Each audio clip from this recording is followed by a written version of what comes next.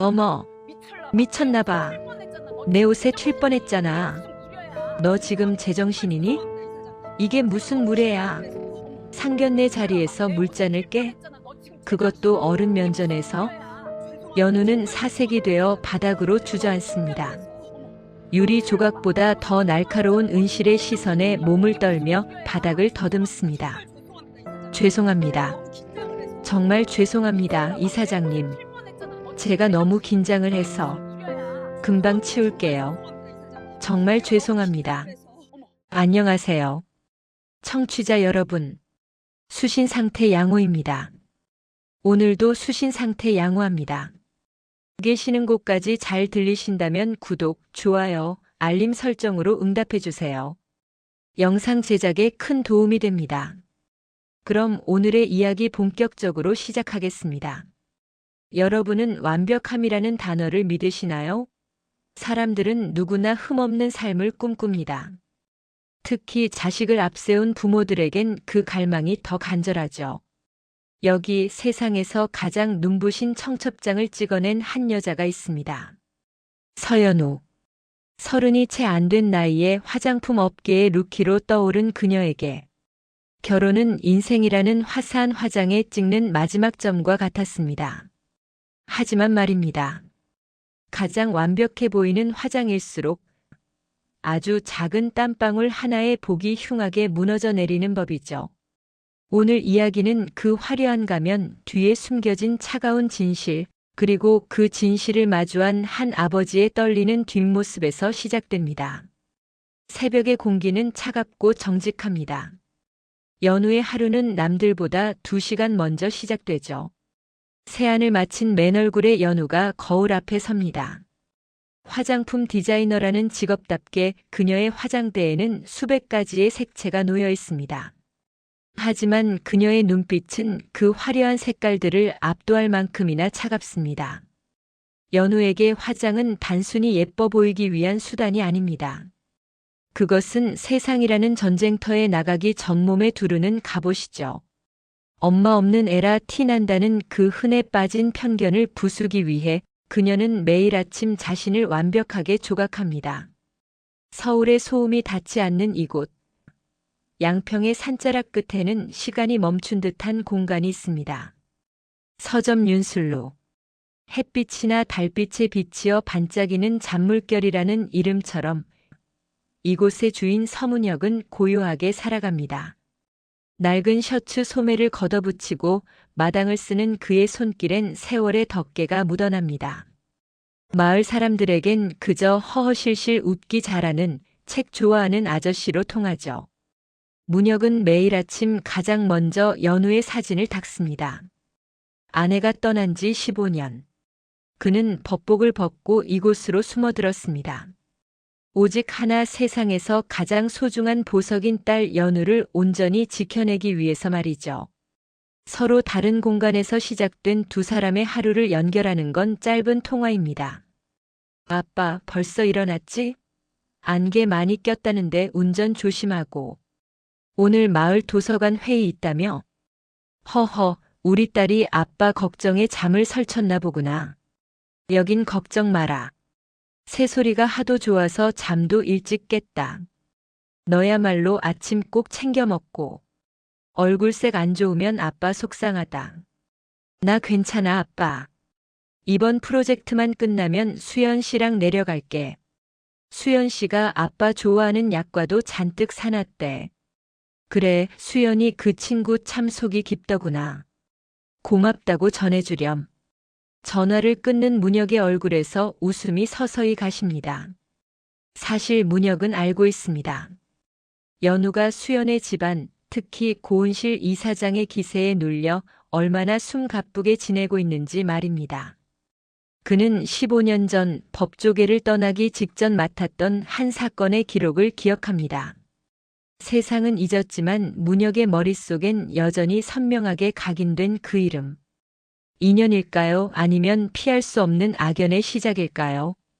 공기부터가 다릅니다. 고가의 유화 물감 냄새가 섞인 이곳은 고은실의 왕국입니다. 그녀는 품격이라는 단어를 신봉하죠. 아니, 정확히는 혈통을 신봉합니다. 연우가 수연과 함께 인사를 왔던 첫날, 고은실은 연우가 내민 선물을 보지도 않고 탁자에 밀어두었습니다. 연우 씨, 우리 집안에 들어오겠다는 결심이 가상하네요. 근데 말이야, 화장품 디자인한다는 사람이 오늘 자기 얼굴 디자인은 좀 과한 거 아닌가? 우리 집안은 화려한 것보다 은은한 봄바탕을 중요하게 여기거든. 아, 신경 쓴다고 했는데 보기 불편하셨다면 죄송합니다. 죄송할 것까진 없고. 다만 걱정되는 건 겉은 화장으로 가려도 속은 못 가린다는 거야. 엄마 없이 자란 애들이 가장 먼저 티가 나는 게 뭔 줄 알아? 상황에 맞는 격을 모른다는 거지. 연우 씨 아버지가 서점하신다며?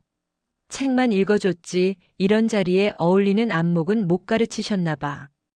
고은실의 공격은 천박하게 소리를 지르는 식의 것이 아니었습니다. 가장 상냥한 미소를 지으며 상대의 가장 아픈 구석인 결핍을 우아하게 후벼 파는 고단수였죠. 상견례를 일주일 앞둔 오후, 연우의 책상 위로 거대한 박스가 배달됩니다. 동료들은 환호하죠. 연우 팀장님, 시어머니가 명품 그릇 세트를 보내셨나 봐요. 하지만 연우가 박스를 열자 그 안에는 화려한 식기들 사이에 낡은 예절 교육 지침서 한 권이 끼워져 있었습니다. 연우 양, 이 그릇들은 3대째 내려오는 명품입니다. 엄마 없는 집 자식이라 이런 걸 본 적이나 있을지 모르겠군요.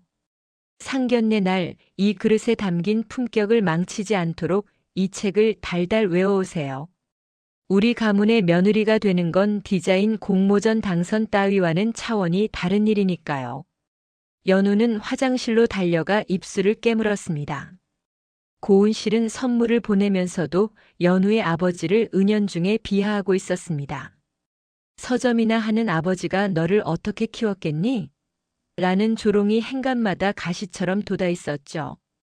연우는 거울 속 자신에게 다짐합니다. 참아야 해.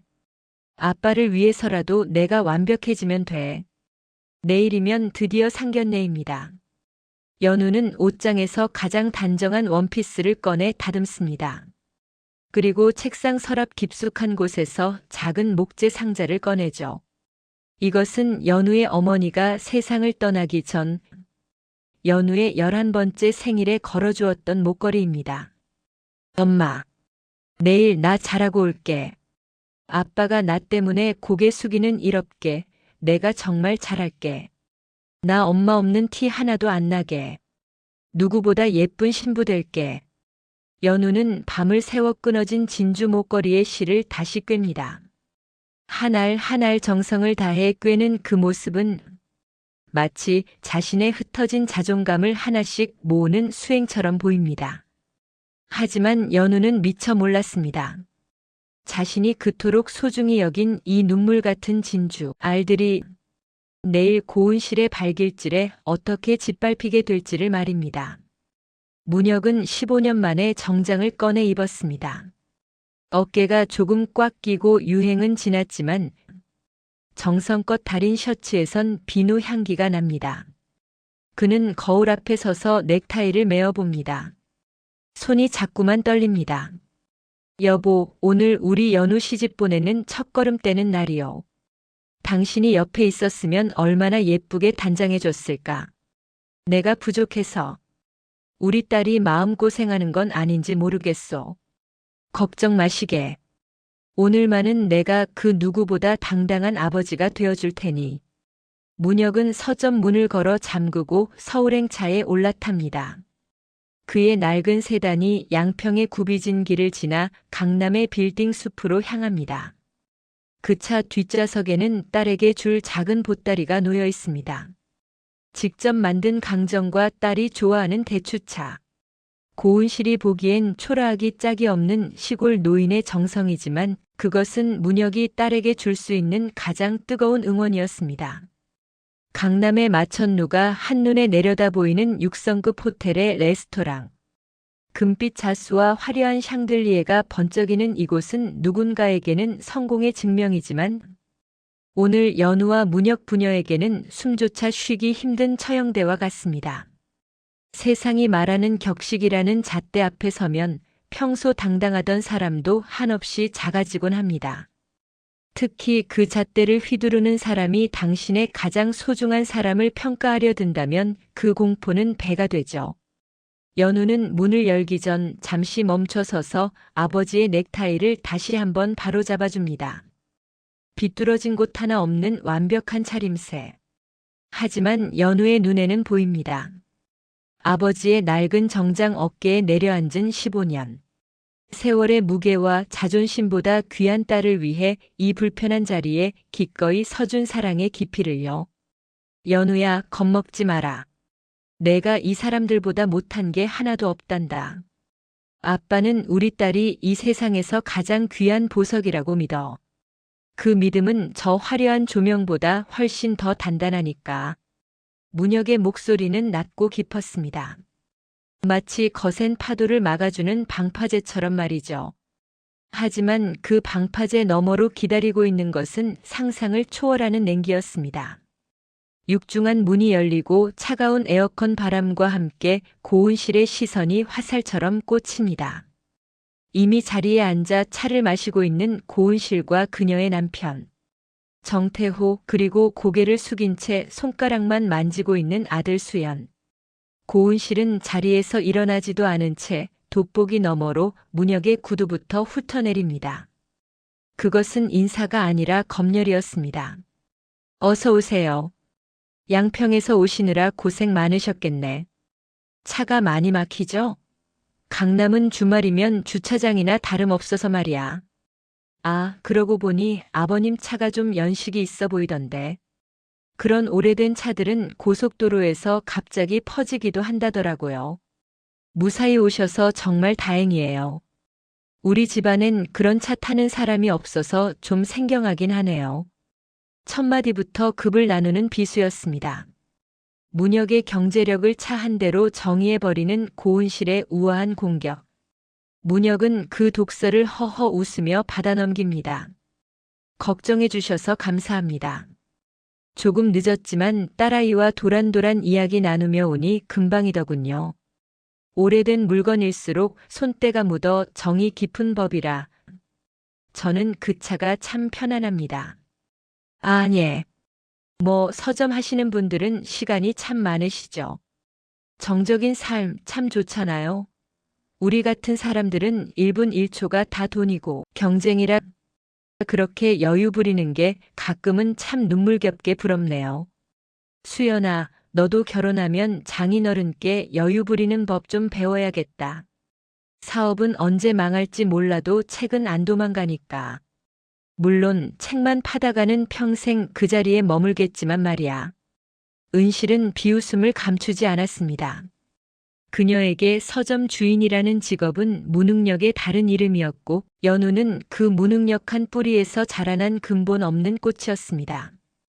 그녀는 메뉴판조차 부녀에게 건네지 않았습니다. 이미 주방에 지시를 내려둔 것이죠. 주문은 제가 알아서 했어요. 서점 근처에는 이런 정통 프렌치 코스를 접할 기회가 드물 것 같아서요. 연우 씨, 오늘 귀한 음식 많이 먹어둬요. 이런 게 다 안목이 되고 경험이 되는 거니까. 여자는 자고로 보고 듣는 게 고급스러워야 어디 가서 대접받는 법이거든. 아, 아버님도 부담 갖지 말고 드세요. 계산은 저희가 할 테니까요. 배려를 가장한 모욕. 고은실은 연우 부녀를 철저히 베풀어줘야 할 가난한 이웃 정도로 취급하고 있었습니다. 그녀의 고압적인 태도 아래서 연우는 점점 더 깊은 수렁으로 빠져드는 기분을 느낍니다. 하지만 이것은 시작에 불과했습니다. 고은실이 노리는 진짜 관역은 연우의 가슴 속에 박힌 엄마라는 빈자리였으니까요. 느껴지시나요? 이 화려한 식탁 아래로 흐르는 살벌한 기류. 고은실은 이제 막 칼을 뽑아들었습니다. 그녀가 휘두르는 품격이라는 이름의 칼날이 연우의 가장 약한 곳을 겨누고 있습니다. 무거운 침묵 속에서 웨이터들이 소리 없이 전체 요리를 내려놓습니다. 차가운 대리석 식탁 위에 놓인 은색 식기들이 샹들리에 조명을 받아 번뜩이며 마치 누군가를 베기 위해 대기하는 칼날처럼 보입니다. 주문한 요리가 모두 나오고 고은실의 입술이 다시 열립니다. 그녀의 목소리는 시종일관 나긋나긋하고 우아합니다. 마치 다정한 조언을 건네는 친절한 어른처럼 말이죠. 하지만 그 어조 뒤에는 상대의 심장을 정밀하게 타격하려는 독침이 숨겨져 있습니다. 그래서 더 잔인한 법입니다. 고은실은 은색 포크를 내려놓고 연우의 목에 걸린 진주 목걸이를 빤히 응시합니다. 연우 양, 내가 저번에 보낸 그릇들은 잘 봤니?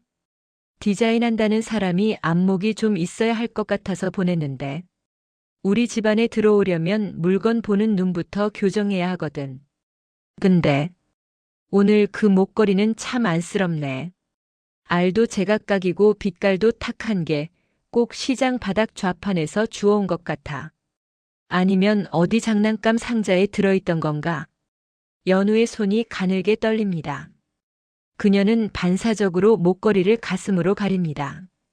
그것은 연우에게 단순한 장신구가 아니었습니다. 엄마가 마지막 숨을 거두기 전 어린 딸의 목에 걸어주며 너는 이 진주보다 귀한 사람이야 라고 말해주던 눈물의 유품이었습니다. 저희 어머니 유품입니다. 모양은 조금 투박해도 저에겐 세상 그 어떤 보석보다 소중하고 아름다운 목걸이예요. 어머니의 온기가 느껴지는 것 같아서 오늘 큰맘 먹고 하고 나왔습니다. 유품? 아, 그래서 그렇게 촌스러웠구나. 역시 엄마 없는 애들은 감을 못 잡아. 소중한 건 본인 사정이고, 연우 씨, 이런 자리엔 격식이라는 게 있는 거야. 사모님들이 모이는 파티나 우리 문중 모임에 그런 볼품없는 걸 걸고 오면 사람들이 우리 집안을 뭐라고 생각하겠니? 아, 정수연이가 어디 근본도 없는 집애를 데려왔구나 하지 않겠어? 그건 나에 대한 모욕이고 우리 가문에 대한 신뢰야. 연우의 얼굴이 하얗게 질립니다. 근본 없는 집애라는 단어가 그녀의 심장을 난도질합니다. 옆에서 지켜보던 수연은 안절부절 못하며 은실의 소매를 조심스레 잡습니다. 하지만 은실은 싸늘한 눈빛으로 아들의 손을 쳐냅니다. 수연이 모기만 한 소리로 엄마 그만해. 연우한테 너무하잖아라고 말하지만 은실은 들은 채도 하지 않고 잔을 들어 올립니다. 수연이 너도 똑똑히 들어. 결혼은 내 감정 놀이터가 아니야. 우리 가문은 대대로 종가집 예법을 지켜왔고 내가 이 자리에 오기까지 지켜온 자존심 있어. 명절마다 제사만 몇 번인데 엄마 손길 한 번 못 거치고 서점 구석에서 자란 애가 그 막중한 일을 어떻게 해내겠니? 제사상에 올릴 나물 하나 제대로 묻힐 줄 모를 텐데. 안 그래요, 아버님? 질문이 화살이 되어 문혁에게 날아듭니다. 딸이 모욕당하는 것을 묵묵히 지켜보던 문혁의 눈의 순간 서늘한 빛이 스칩니다. 하지만 그는 아직 발톱을 드러낼 때가 아님을 압니다. 문혁이 찻잔을 천천히 내려놓으며 고은실의 눈을 똑바로 응시합니다. 그 눈빛에 고은실이 움찔하지만 이내 더 고개를 치켜듭니다. 그리고 잔잔하지만 묵직한 어조로 입을 엽니다. 이사님, 제 딸은 나물은 좀 투박하게 묻힐지 몰라도 사람 마음 읽는 법은 누구보다 깊게 압니다. 어머니 빈자리 채우려 스스로를 얼마나 엄격하고 단단하게 키웠는지. 저는 그 모진 세월을 견딘 우리 딸이 세상 그 무엇보다 대견하고 자랑스럽습니다. 근본이라는 건 거칠애가 아니라 그 마음에 든 뿌리 아니겠습니까? 마음? 아버님 세상 참 편하게 사시네. 서점에서 책 속에 파묻혀 사시니 세상 물정을 너무 모르시는 거 아니에요? 마음으로 밥 먹여줍니까? 마음으로 체면 세워줘요? 격식은 학습되는 거예요. 뼈대 있는 집안에서 보고 자란 게 없는데 어떻게 며느리 노릇을 해요? 이건 마치 이름 모를 잡초를 영국식 장미 정원에 심어놓는 꼴이죠. 아무리 정성을 다해 가꿔도 잡초는 잡초거든요. 장미가 될 순 없다는 말입니다. 고은실의 말은 이제 가시 돋친 채찍이 되어 연우의 영혼을 피투성이로 만듭니다. 잡초. 고작 서점 주인의 딸 주제에 감히 갤러리 이사장의 며느리 자리를 탐내느냐는 비하가 공기를 메웁니다. 연우는 자신이 태어난 것 자체가, 그리고 엄마 없이 자란 세월 자체가 죄인 것처럼 느껴지기 시작합니다. 연우의 시선이 바닥으로 툭 떨어집니다. 샹들리의 빛이 눈물 맺힌 눈동자에 반사되어 파르르 떨립니다. 엄마가 일찍 돌아가신 게 정말 내 잘못일까? 아빠가 화려한 배경 없이 소박하게 사는 게 누군가에게 죄를 짓는 일인 걸까? 꼬리에 꼬리를 무는 자책이 독처럼 그녀를 잠식합니다. 자존감이라는 단단했던 성벽이 고은실의 나긋나긋한 독설 한마디 한마디에 모래성처럼 허물어져 내립니다. 연우는 이제 자신이 이 화려한 레스토랑에 어울리지 않는 부서진 조각처럼 느껴집니다. 연우 씨, 내 말이 틀렸니? 내가 지금 이 자리에 앉아 있는 것도 우리 수연이 덕분이지 내 실력이나 배경 덕은 아니잖아. 주제를 알아야지. 아버님도 마찬가지예요. 딸을 정말 사랑하신다면 이런 과분한 자리에 욕심내게 하시면 안 됐죠. 결국 상처받는 건 연우 씨 아니겠어요? 모욕은 절정을 향해 치닫고 식탁 위에는 이제 음식 냄새가 아닌 비릿한 살기만이 감돕니다. 고은실의 가스라이팅은 연우를 완전히 고립시켰고 문혁은 폭풍전야의 고요함 속에 잠겨 있습니다. 사람의 인내심에는 임계점이 있습니다. 그리고 그 임계점을 넘어서는 순간 평소라면 하지 않았을 작은 실수가 운명의 거대한 수레바퀴를 굴리기 시작하죠. 고은실의 입에서 쏟아지는 잡초와 천박함이라는 단어들이 연우의 머릿속을 난도질하고 있었습니다. 연우는 어떻게든 이 상황을 모면해야 한다는 강박에 사로잡혔습니다. 손끝은 이미 감각을 잃을 정도로 차가워졌고 입술은 타들어가는 갈증에 바짝 말라붙었습니다. 연우가 떨리는 손을 뻗어 크리스탈 물잔을 잡으려 합니다. 하지만 손가락 마디마디가 제멋대로 경련을 일으킵니다. 연우 씨, 내 말이 너무 뼈아프니? 대답이 없네. 아니면 이제야 본인의 처지를 객관적으로 깨닫는 중인가? 사람이 말이야 자기 그릇을 알아야 해. 넘보지 못할 자리를 탐내면 결국 이렇게 탈이 나는 법이거든. 긴장감이 최고조에 달했을 때 결국 사건이 터지고 맙니다. 연우가 물을 마시려 잔을 들어 올리는 찰나 고은실이 식탁을 탁 치며 목소리를 높였습니다. 그 서슬 퍼런 기세에 놀란 연우의 손에서 잔이 미끄러지고 말았습니다. 쨍그랑. 날카로운 파열음이 레스토랑의 정적을 산산조각 냅니다. 바닥에 흩어진 투명한 유리 조각들. 연우의 정장 구두 위로 쏟아진 물이 마치 뒤늦게 터져나온 눈물처럼 바닥을 적십니다. 은실은 기다렸다는 듯 자리에서 일어나 소리칩니다. 어머, 미쳤나봐. 내 옷에 튈 뻔했잖아. 너 지금 제정신이니? 이게 무슨 무례야. 상견례 자리에서 물잔을 깨? 그것도 어른 면전에서? 연우는 사색이 되어 바닥으로 주저앉습니다. 유리 조각보다 더 날카로운 은실의 시선에 몸을 떨며 바닥을 더듬습니다. 죄송합니다. 정말 죄송합니다, 이사장님. 제가 너무 긴장을 해서. 금방 치울게요. 정말 죄송합니다. 됐어. 치우지 마. 그 손 치우라고. 손에 묻은 그 천박함이 내 옷에 묻을까봐 겁나니까. 역시 내 직감이 맞았어. 근본 없는 집 애들은 결정적인 순간에 저렇게 미천을 드러낸다니까. 당황하면 앞뒤 안 가리고 사고부터 치는 그 꼴 좀 봐.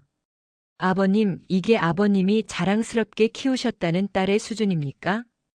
고은실의 비아냥은 이제 이성을 잃은 폭력에 가까워졌습니다.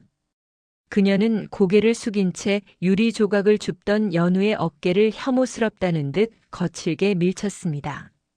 중심을 잃은 연우가 바닥으로 고꾸라지려던 그 짧은 찰나 고은실의 손끝이 연우의 목 언저리를 스치고 지나갔습니다. 그리고 그 충격에 연우의 목을 누르던 낡은 진주 목걸이의 실이 툭 하고 끊어지고 맙니다. 연우의 목에서 풀려나 공중으로 흩어지는 하얀 진주 알들. 15년 전 엄마가 마지막으로 남긴 유품이자 연우가 밤새워 꿰던 자존심의 알갱이들이 차가운 대리석. 바닥 위로 날카로운 유리 파편 사이로 눈물처럼 구릅니다. 툭 투둑. 불규칙한 타격음이 비극적으로 울려 퍼집니다. 은실은 코웃음을 치며 흩어진 진주를 내려다봅니다. 봐라봐. 저 싸구려 목걸이 꼬락선이 좀 보라고. 끊어지는 것도 꼭지 인생 같네. 억지로 꿰맞춰서 신분 상승 좀 해보려더니 결국 이렇게 사방으로 흩어지는구나. 수연아, 너 똑똑히 봤지? 위기 상황에서 미천 드러나는 거. 저런 애가 우리 집안 안주인이 되면 매일같이 접시 깨고 사고 치고 내체면 깎아먹을 거다. 안 그래? 연우는 피가 배어나오는 손바닥도 아랑곳하지 않고 바닥을 기며 진주를 줍습니다. 엄마 목걸이. 어떡해? 아빠, 이거 엄마 목걸인데. 더러우니까 줍지 마. 야, 정수현. 안 일어나? 이런 집구석이랑은 더 이상 말 섞을 가치도 없어. 상견례고 뭐고 이 결혼 우리 쪽에서는 없던 일로 할 테니까 그런 줄 아세요. 엄마 없는 집 며느리? 우리 집안 체면상 죽어도 안 돼. 당장 나가. 고은실은 우아하게 걸치고 있던 쇼를 고쳐 메고 핸드백을 낚아채듯 집어듭니다. 남편 정태호도 깊은 한숨을 내쉬며 고개를 저으며 그녀의 뒤를 따릅니다. 공간에는 이제 연우의 서러운 오열소리만이 가득 찼습니다. 하지만 연우의 가슴에 마지막 비수를 꽂은 것은 고은실의 독설이 아니었습니다. 바로 사랑한다고 맹세했던 남자 수연의 모습이었습니다. 수연이 바닥에 주저앉아 울고 있는 연우를 내려다봅니다. 그의 눈에 연민이 스치지만 문 밖에서 들리는 은실의 차가운 부름에 어깨를 움츠립니다. 수연은 비겁하게 연우의 시선을 피했습니다. 그리고 개미만 한 목소리로 말합니다. 미안해, 연우야. 나중에 연락할게. 비겁한 침묵. 그리고 더 비겁한 도망이었습니다. 수연은 연우의 손을 잡아주는 대신 어머니의 그림자 속으로 숨어버렸습니다. 그것은 연우의 심장에 박힌 가장 잔인한 칼날이었습니다.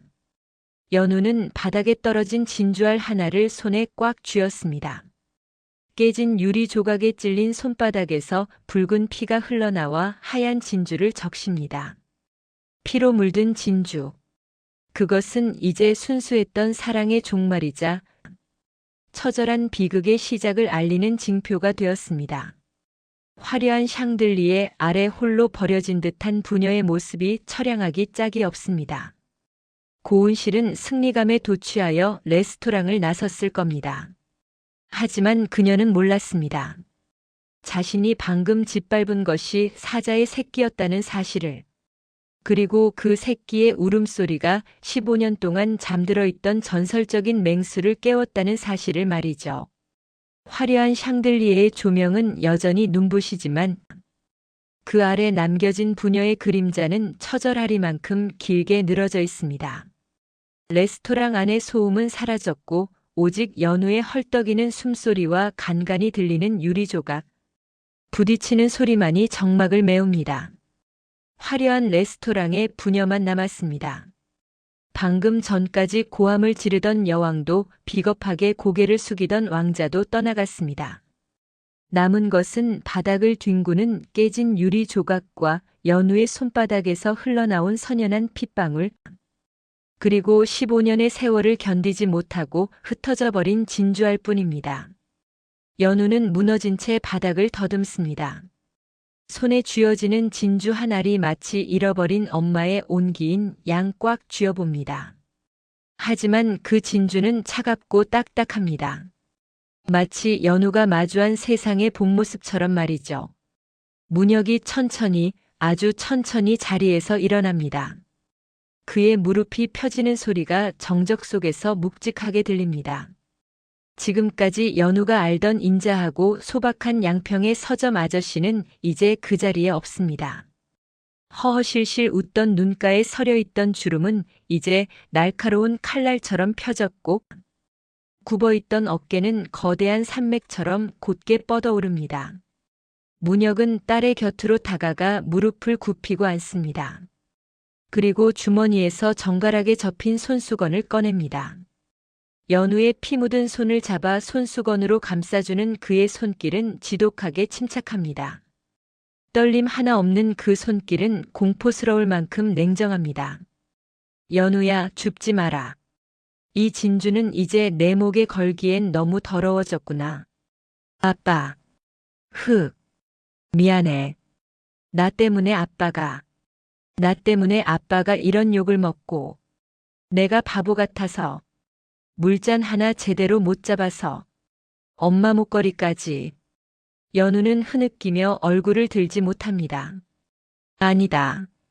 내 잘못이 아니야. 내가 부족한 것도 아니고 내가 못난 것도 아니다. 사냥개들이 내 새끼를 물어뜯는데 이 아비가 너무 오래 발톱을 숨기고 있었어. 내가 너를 너무 온실 속에서만 키웠구나. 세상엔 말로 해서는 안 되는 인간들이 있다는 걸 내가 잠시 잊고 살았어. 문혁의 목소리는 부드러웠지만 그 안에는 끓는 기름보다 더 뜨거운 분노가 일렁이고 있었습니다. 그는 알고 있었습니다. 고은실이 짓밟은 것은 단순히 연우의 자존심이 아니라 죽은 아내와 자신이 15년간 지켜온 마지막 성역이었다는 것을요. 문혁은 연우를 일으켜 세웁니다. 그리고 자신의 낡았지만 깨끗한 코트를 벗어 어깨가 떨리는 딸에게 입혀줍니다. 연우는 아버지의 코트 자락을 잡고 아이처럼 웁니다. 문혁은 딸의 모습을 보며 15년 전 자신이 왜 법복을 벗었는지, 왜 이름 석자를 지우고 양평 숲속으로 숨어들었는지 다시금 되새깁니다. 사실 그는 도망친 것이 아니었습니다. 그는 봉인한 것이었습니다. 정이라는 이름으로 상대를 파멸시킬 수 있는 자신의 그 잔혹한 천재성을 말이죠. 하지만 오늘 그 봉인이 풀렸습니다. 고은실 이사장. 당신은 오늘 생애 가장 큰 실수를 했어. 감히 건드리지 말아야 할 내 심장을 건드렸거든. 당신이 그토록 자랑하는 그 잘난 가문, 그 위선적인 품격. 내가 하나씩 껍질을 벗겨서 세상 앞에 당신들의 민낯이 얼마나 추악한지 보여줄게. 기대해. 서문역의 법정은 이제부터 시작이니까. 부드러운 서점 주인의 가면을 벗고 잠자던 사자가 눈을 떴습니다. 이제 양평의 고요한 공기는 강남의 화려한 갤러리를 무너뜨릴 거대한 폭풍으로 변할 것입니다. 복수는 차갑게 식혀 먹을 때 가장 맛있는 요리라고들 하죠. 하지만 문혁은 압니다. 이 복수는 차가운 이성과 뜨거운 증오가 결합된 가장 완벽한 형벌이 될 것이라는 사실을요. 문혁이 발걸음을 옮기다 잠시 멈춥니다. 발밑에 구르는 하얀 진주알 하나. 그는 망설임 없이 구두굽으로 그 진주알을 으깨버립니다. 바스라지는 소리와 함께 하얀 가루가 카펫에 흩어집니다. 과거의 나약한 서문혁은 죽었다는 선언과도 같습니다. 문혁이 레스토랑을 나설 때 웅장한 오케스트라의 금관 악기들이 터져 나옵니다. 그것은 비극의 마침표가 아니라 거대한 전쟁의 서막을 알리는 진군가입니다. 화려한 강남의 고층 빌딩 숲, 그 유리벽 사이로 쏟아지는 아침 햇살은 눈부시지만 연우가 걷는 복도는 차갑고 어둡게만 느껴집니다. 비극은 결코 혼자 오지 않습니다. 그것은 언제나 가장 아픈 곳을 정확히 타격한 뒤 우리가 가진 마지막 자부심마저 앗아가는 방식으로 우리를 철저히 무너뜨리죠. 상견례장에서 겪은 그 처참한 멸시와 모욕의 잔상이 채가시기도 전 연우의 일상은 소리 없는 지옥으로 변해 있었습니다. 연우가 평소보다 깊게 고개를 숙인 채 사무실 복도를 걷습니다. 그녀의 구두 소리가 오늘따라 유난히 공허하게 울려 퍼집니다. 복도 저편 탕비실 앞에 모여있던 동료들의 시선이 연우의 등에 화살처럼 꽂힙니다. 어머, 저기 봐. 출근했네. 들었어? 상견례 날 완전히 난장판이었대. 물잔을 깨고 바닥을 기면서 울었다나 봐. 세상에. 고은실 이사장이 누구야? 강남에서 제일 가는 집안인데 거기서 그런 실수를 해? 역시 엄마 없는 애들은 결정적인 순간에 티가 난다니까. 가정교육이라는 게 무시 못하는 거지. 날카로운 말들은 보이지 않는 칼날이 되어 연우의 심장을 난도질합니다. 어제까지만 해도 차세대 에이스라며 추켜 세우던 이들의 입술이 이제는 가장 잔인한 흉기가 되어 그녀를 난도질하고 있습니다. 연우는 아무것도 듣지 못한 척 텅 빈 눈동자로 자신의 책상을 향해 걸어갑니다. 하지만 진짜 비극은 아직 시작되지도 않았습니다. 고은실의 손길은 이미 연우의 삶 깊숙한 곳, 그녀의 유일한 도피처였던 일터까지 뻗어 있었습니다. 연우가 지난 6개월 동안 코피를 쏟아가며 주말도 반납하고 밤을 새워 준비했던 진주빛 광채 신제품 라인. 그녀의 디자인 감각이 집약된 그 프로젝트는 연우에게 단순한 업무가 아니었습니다. 그것은 자신이 세상에 증명할 수 있는 유일한 가치이자 어머니 없는 결핍을 채우기 위해 쌓아 올린 견고한 성체였습니다. 하지만 출근하자마자 그녀를 기다리는 것은 축하 인사가 아닌 차가운 서류 한 장이었습니다. 연우의 책상 위에 놓인 백색 봉투. 그 안에는 프로젝트 배제 및 보직 해임 통지서가 들어 있습니다. 연우가 그 종이를 집어드는 순간 손끝이 걷잡을 수 없이 파르르 떨립니다. 책상 저편에서 그녀를 지켜보던 팀장이 무거운 한숨을 내쉬며 다가옵니다. 연우 씨, 잠깐 회의실로 좀 가지. 팀장은 차마 연우의 눈을 똑바로 보지 못하고 먼 곳만 응시합니다. 회의실은 적막합니다. 팀장은 상을 손가락으로 톡톡 치며 비겁한 침묵을 깹니다. 미안하게 됐어. 이번 진주빛 라인은 고 이사장님 쪽 갤러리와 대규모 콜라보레이션이 필수적인 사업이야. 그런데 이사장님 측에서 아주 강력하게 요구가 들어왔어. 디자인 총괄을 교체하지 않으면 협업을 전면 백지화하겠다고 말이야. 팀장님, 제가 이 프로젝트를 위해 지난 반년 동안 어떻게 살았는지 보셨잖아요. 제 사생활의 아픔이 제 디자인 실력과 무슨 상관인가요? 고 이사장님이 개인적인 감정으로 공무를 흔드시는 건 부당합니다. 연우는 목소리가 떨려 나오지 않아 입술을 몇 번이나 달싹이다가 겨우 내뱉습니다. 팀장은 신경질적으로 머리를 쓸어 넘기며 소리칩니다. 연우 씨, 부당한 거 누가 몰라. 하지만 여긴 비즈니스 현장이야. 이사장님 측에서는 품격 문제를 걸고 넘어졌어. 우리 브랜드 이미지에 흠집이 날 만한 배경을 가진 사람은 곤란하다는 거지. 당분간은 본사 창고 쪽 재고 관리 업무를 좀 도와줘. 자숙하는 의미라고 생각하고. 자숙이라뇨? 제가 무슨 죄를 지었나요? 엄마가 일찍 돌아가신 게, 아버지가 소박하게 서점을 하시는 게, 제가 쫓겨나야 할 죄인가요? 팀장은 의자를 뒤로 밀며 일어납니다. 그리고 차갑고 날카로운 말을 내뱉습니다. 미안해. 위에서 결정된 거야. 나라고 힘이 있나? 연우 씨, 억울해하지 마. 세상이 원래 그래. 배경도 실력이고 부모의 권력도 능력이야. 그게 없으면 실력이 아무리 좋아도 하자로 취급받는 게 이 바닥 생리라고. 배경도 실력이다. 그 말이 연우가 붙들고 있던 마지막 이성의 끈을 잔인하게 끊어버렸습니다. 정성껏 쌓아 올린 성체가 단 한마디의 갑질에 먼지가 되어 사라지는 순간이었습니다. 연우는 어떻게 회의실을 나왔는지 기억나지 않습니다. 동료들의 비웃음 섞인 시선을 뚫고 그녀가 향한 곳은 차가운 타일 벽이 가득한 화장실이었습니다. 화장실 가장 안쪽 칸막이로 들어가 문을 걸어 잠그는 연우. 그녀는 변기 뚜껑을 닫고 주저앉아 입을 틀어막습니다. 비명조차 밖으로 새 나가지 못하도록 손등을 피가 날 정도로 깨물며 소리 없는 오열을 쏟아냅니다. 어제 레스토랑 바닥에 흩어진 진주 목걸이처럼 그녀의 인생도 이제 영원히 다시 꿰어질 수 없을 것 같다는 공포가 밀려옵니다. 엄마가 보고 싶었습니다. 아니, 엄마가 없다는 사실이 이토록 잔인한 형벌이 되어 돌아올 줄은 꿈에도 몰랐습니다. 연우의 눈물이 차가운 바닥 위로 떨어집니다.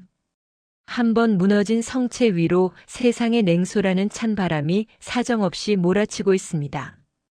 그녀는 지금 세상에서 가장 고립된 섬이 되어버렸습니다. 하늘이 낮게 내려앉은 양평의 오후. 짙은 먹구름 사이로 장대비가 쏟아지기 시작합니다. 기와 지붕을 때리는 빗소리는 마치 누군가의 거친 통곡 소리처럼 들리고 고즈넉하던 한옥 서점. 윤술루의 공기는 오늘따라 시리고 무겁습니다. 마당 한 구석 비바람에 꺾인 들꽃들이 진흙바닥에 짓눌려 있습니다. 폭풍우가 치는 날이면 사람들은 저마다 단단한 지붕 아래로 몸을 피합니다. 하지만 마음속에 내리는 비는 피할 곳이 없죠. 회사에서 쫓겨나듯 돌아온 연우는 며칠째 빛 한 줄기 들어오지 않는 방 안에 자신을 가두었습니다. 식음을 전폐하고 생기를 잃은 눈으로 벽만 응시하는 딸. 그 모습을 지켜보는 아버지 문혁의 심정은 어떠했을까요? 문혁이 김이 모락모락 나는 죽쟁반을 들고 연우의 방문 앞에 서 있습니다. 문고리를 잡으려다 멈칫하고 깊은 한숨을 내쉬는 그의 손마디가 하얗게 질려 있습니다. 문혁은 압니다. 지금 딸의 영혼을 갉아먹고 있는 것은 배고픔이 아니라 세상이 던진 부족한 아이라는 낙인이라는 것을요. 그는 스스로를 자책합니다. 법을 다루며 세상을 호령하던 자신이 정작 가장 소중한 딸에게는 비바람을 막아줄 든든한 성벽이 되어주지 못했다는 사실이 뼈아프게 다가옵니다. 문혁이 조심스럽게 문을 열고 들어갑니다. 커튼이 쳐진 어두운 방. 연우는 침대 구석에 몸을 웅크린 채 미동도 하지 않고 있습니다. 방 안에는 마른 눈물 냄새와 지독한 고독만이 가득합니다. 연우야, 아빠가 내가 좋아하는 전복죽 끓여왔다. 내장이랑 전복 듬뿍 넣어서 고소해. 한 입만. 딱 한 입만 먹자, 응? 속이 비면 마음도 더 추운 법이야. 문혁의 다정스런 말에도 연우의 대답은 돌아오지 않습니다. 빗소리만이 빈 공간을 채울 때 연우가 서서히 몸을 일으킵니다. 헝클어진 머리칼, 퀭한 눈동자. 평소 당당하던 디자이너 서연우의 모습은 온데간데 없습니다. 연우가 갑자기 폭발하듯 침대 시트를 움켜쥐며 문혁을 향해 소리칩니다. 그 목소리는 갈라지고 찢겨 있어 듣는 이의 마음을 갈기갈기 찢어놓습니다. 아빠, 그만해. 나 안 먹어. 못 먹겠어. 나 정말 엄마 없어서 부족한 사람인가 봐. 내가 아무리 밤새워 일하고 아무리 예의 바르게 행동하려고 발버둥 쳐도 저 사람들 눈에는 그냥 근본 없는 애, 가정교육 못 받은 애일 뿐이야. 나 때문에. 나 같은 딸을 둬서 아빠까지 그런 수모를 당하고. 나 정말 태어나지 말았어야 했나 봐. 내가 없었으면 아빠도 이런 꼴 안 봤을 거 아냐. 지독한 자괴감입니다. 고운실이 심어놓은 독설의 씨앗이 연우의 영혼을 뚫고 나와 피비린내 나는 꽃을 피웠습니다. 사랑하는 딸의 입에서 나온 태어나지 말았어야 했다는 그 아픈 말들이 문혁의 심장에 끓는 난물을 붓습니다. 문혁의 눈에 눈물이 고이지만 그는 울 수 없습니다. 그는 연우에게 달려가 딸을 품에 꽉 안습니다. 연우는 아버지의 가슴팍에 얼굴을 묻고 참아왔던 통곡을 터뜨립니다. 엄마. 엄마가 너무 보고 싶어, 아빠. 엄마만 있었어도. 엄마만 옆에 있었어도 저 사람들이 나한테 이렇게까지는 안 했을 거 아냐. 내가 물잔 좀 깼다고, 내가 진주 목걸이 좀 했다고. 그렇게 사람 취급도 안 하지는 않았을 거 아냐. 세상이 너무 무서워, 아빠. 나 이제 어디로 가야 해? 딸의 울음소리가 빗소리를 뚫고 문혁의 가슴 깊은 곳. 15년간 굳게 닫아 걸었던 금역의 문을 두드립다. 문혁은 깨달았습니다. 침묵은 미덕이 아니었습니다. 자신은 비우고 낮추는 삶이 고귀하다 믿으며 이곳으로 숨어들었지만 그 대가는 고스란히 딸의 눈물이 되어 돌아왔습니다. 문혁이 우는 딸의 머리를 천천히 쓰다듬습니다. 그의 온화하던 눈빛이 서서히, 아주 서서히 차가운 서리처럼 변해갑니다. 문혁이 지독하게 가라앉은 그러나 단호한 목소리로 말합니다. 아니야, 연우야. 넌 그 누구보다 고귀하고 아름다운 아이다. 저들이 틀렸어. 아니, 이 아빠가 틀렸던 거다. 너를 지킨다는 핑계로 세상에 더러운 꼴 안 보여주겠다는 오만한 생각으로 비겁하게 숨어 지낸 내 잘못이야. 아빠가 너무 늦게 깨달아서 미안하다. 문혁은 결심했습니다. 15년 전 아내를 차가운 길 위에서 잃고 모든 권력과 명예를 던져버렸던 그날. 그는 다짐했었습니다. 다시는 법의 이름으로 누군가를 심판하거나 해치지 않겠다고 말이죠. 그것이 아내를 죽게 만든 권력자들에 대한 소극적인 저항이자 스스로를 향한 형벌이었습니다. 하지만 지금 그 선함과 침묵이 자신의 유일한 보물인 딸을 난도질하고 있습니다. 이제 양평에 인자한 서점 주인 선한 사내 서문혁은 죽었습니다. 문혁이 연우의 어깨를 잡고 눈을 똑바로 맞춥니다. 그 눈동자에는 더 이상 슬픔이 없습니다. 오직 차갑게 벼려진 이성과 복수의 불꽃만이 일렁입니다. 연우야, 잘 들어라. 이제부터 아빠가 내가 잃어버린 모든 것을 되찾아 줄 거다. 그들이 자랑하던 그 가짜 품격이 얼마나 추악한 오물 위에 세워진 것인지 아빠가 똑똑히 보여줄게. 넌 그저 고개를 들고 지켜보기만 하면 된다. 알겠니? 폭풍우는 더욱 거세지지만 문혁의 마음은 오히려 고요해집니다. 사자가 사냥을 시작하기 직전에 그 불길한 정막처럼 말이죠. 그는 딸을 진정시키고 방을 나섭니다. 폭풍이 몰아치기 전에 정적을 믿지 마세요.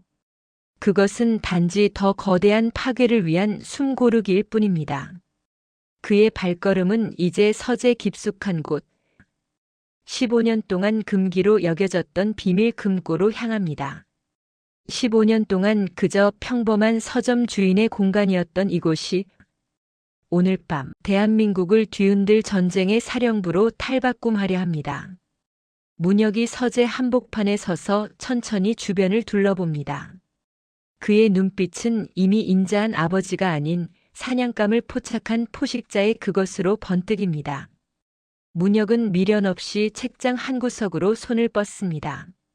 손때 묻은 낡은 고전 소설들, 그 두꺼운 양장본 뒤에 숨겨진 작은 비밀 버튼을 누릅니다.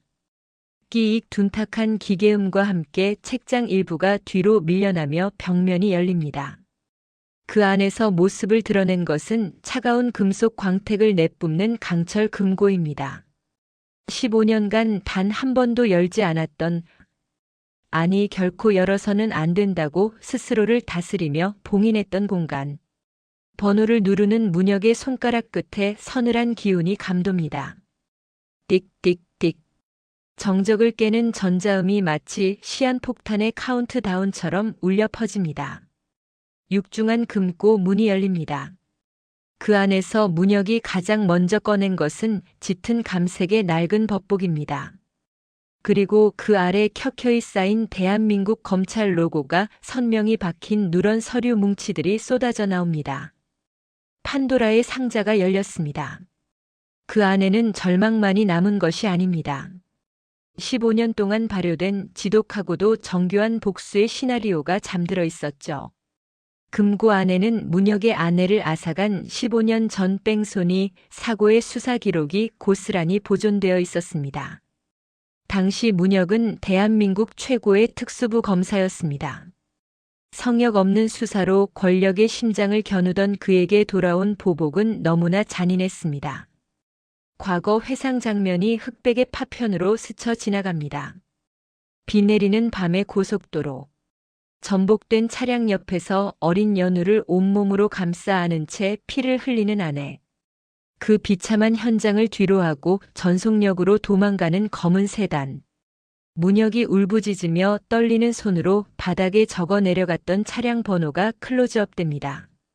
문혁은 빛바랜 사진 속 아내의 얼굴을 손끝으로 쓸어내립니다. 문혁의 턱 근육이 단단하게 경직됩니다. 그의 눈에서 흐르지 못한 눈물이 분노의 불꽃으로 타오릅니다. 고은실. 당신 집안의 그 화려한 갤러리가 어떤 피 위에서 세워졌는지 내가 잊었을 줄 알았나? 당신들이 마시는 그 비싼 와인이 내 아내의 핏물이라는 걸 단 한순간도 잊은 적 없어. 다만 내 딸 연우를 위해 짐승처럼 참고 또 참았을 뿐이지. 서류의 마지막 장에는 충격적인 사실이 명시되어 있었습니다. 당시 사고 차량의 소유주는 다름 아닌 고은실의 남편 정태호였습니다. 그리고 그 명백한 살인 행위를 은폐하고 수사를 종결시킨 배후에는 고은실 가문의 장학생으로 성장해 권력의 정점에 선 당시 검찰 수뇌부들이 있었습니다. 문혁은 딸을 지키기 위해 그리고 권력이라는 거대한 벽 앞에서 무력하게 죽어간 아내의 명예를 언젠가 되찾아주기 위해 스스로 어둠 속으로 은둔을 선택했습니다. 하지만 이제 그들이 다시 문혁의 유일한 빛인 딸을 건드렸습니다. 사자의 꼬리를 밟은 대가는 가문의 멸문지화가 될 것입니다. 문혁이 금고 구석에서 낚다 못해 골동품이 된 피처폰 하나를 꺼냅니다. 충전기를 꽂자 잠시 후 화면이 켜지며 수천 통의 메시지와 부재중 전화 알림이 폭포수처럼 쏟아집니다. 문혁은 거침없이 주소록을 내립니다. 그리고 멈춘 이름 서울중앙지검장 강석주. 문혁은 망설임 없이 통화 버튼을 누릅니다. 신호음이 가기도 전 상대방이 전화를 받습니다. 마치 15년을 기다려온 사람처럼 말이죠. 나다 서문혁. 아직 내 목소리 기억하나? 서 선배님? 정말 선배님 맞으십니까? 15년 동안 어디 계셨던 겁니까? 자네를 그 자리에 앉힌 게 누구였는지 잊지 않았겠지. 자네가 내게 진 빚, 오늘부터 청구하려 하네. 지금 자네 개인 메일로 자료를 보낼 거야. 15년 전 덮였던 서초동 뺑소니 사건, 그리고 고음 갤러리 비자금 세탁장부. 내일 아침 9시부로 공식 수사 전환하게. 문혁의 눈에 서늘한 살기가 감돕니다. 이번엔 단 한 명도 예외는 없어. 고은실부터 정태호까지 그들이 가장 화려하게 빛나는 순간에 가장 비참하게 무너뜨릴 거니까. 준비하게. 전화를 끄는 문혁의 얼굴에는 이제 단 한 줌의 자비도 남아있지 않습니다. 문혁이 서재 구석 빛바랜 상자 속에서 낡은 법복을 꺼냅니다. 손때가 묻고 세월의 먼지가 앉았지만 그 권위만큼은 여전합니다. 문혁이 법복을 걸쳐봅니다. 15년의 세월이 흘렀음에도 그의 어깨에 딱 들어맞는 그 무게감은 마치 이 옷이 오늘만을 기다려왔다는 듯이 당당합니다. 대한민국에서 가장 위험하고 치밀한 복수의 화신입니다. 문혁이 책상 위에 고은실 가문의 인물 관계도를 펼치고 빨간 펜으로 그들의 숨통을 끊을 지점들을 하나씩 표시해 나갑니다. 새벽 2시 문혁은 여전히 서재에 머무르고 있습니다. 희미한 스탠드 불빛만이 문혁의 얼굴을 비추고 있습니다. 창밖은 여전히 폭우가 쏟아지고 있지만 서재 안은 기묘하리만큼 정적이고 서늘한 공기가 감돕니다. 잠자던 사자가 포효하기 시작했습니다. 아니, 이것은 포효라기보다는 먹잇감의 목줄기를 끊기 전에 지독하게 냉정한 심장 박동에 가깝습니다.